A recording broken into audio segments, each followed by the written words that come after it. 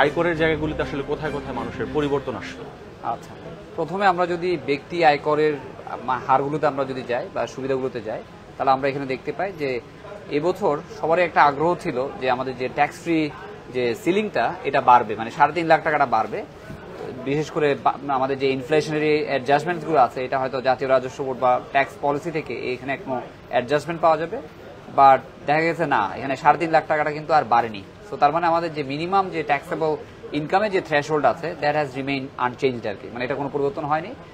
কিন্তু আমরা সাথে সাথে দেখতে পেলাম যে যারা আপনার অনেক হাইলি স্যালারিড ইন্ডিভিজুয়াল, তাদের জন্য একটা নতুন একটা ট্যাক্স রেট আসছে, সেটা হচ্ছে 30%, যেটা আগে আমাদের হাইয়েস্ট ছিল 25%। এখন যারা অনেক বেতন পায় তাদেরকে কিন্তু হাই রেটে ট্যাক্স দিতে হবে।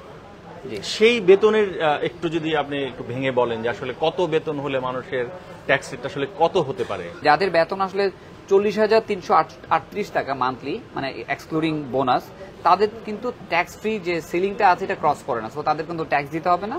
কিন্তু যারা এই সিলিংটা ক্রস করবে তাকে মিনিমাম ট্যাক্সটুকু দিতে হবে।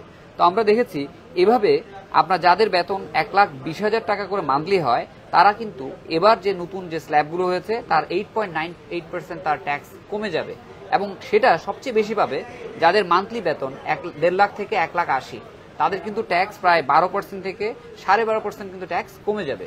তখন প্রশ্ন উঠতে পারে যে আসলে কাদের বাড়বে। তো আমাদের অ্যানালাইসিস বলছে যে 3,30,000 টাকা মান্থলি যদি বেতন বেড়ে যায়, মানে মান্থলি বেতন হয়, তাহলে তারা 30% স্ল্যাবে পড়বে, এবং তখন যখন তারা 30% স্ল্যাবে পড়বে তখন তাদের আস্তে আস্তে ট্যাক্স বার্ডেনটা বাড়তে থাকবে।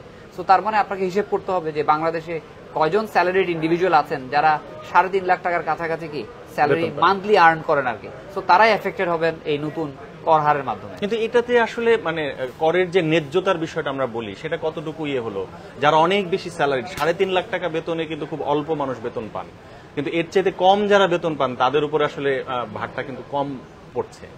তাদের তো আসলে সত্যিকার অর্থে যেহেতু মানে আপনার স্ল্যাবের যে অ্যাডজাস্টমেন্টগুলো হয়েছে এর মাধ্যমে তাদের তো একটা বেনিফিট হচ্ছে, মানে তার তো ট্যাক্স চার্জ কমে যাচ্ছে। কিন্তু যারা হাইলি স্যালারি তাদের কিন্তু ট্যাক্স ভারটা কিন্তু বাড়ছে, এবং সাথে সারচার্জের ইম্প্যাক্টটাও কিন্তু থেকে যায় আর কি। জি, ডেইলি স্টারের আপডেটেড নিউজ এবং ভিডিও পেতে আমাদের সঙ্গে থাকুন, এবং বিশেষ করে বাজেটের বিভিন্ন ইস্যু, বিভিন্ন দিক নিয়ে জানতে আমাদের সঙ্গেই থাকুন। সুস্থ থাকুন, ভালো থাকুন।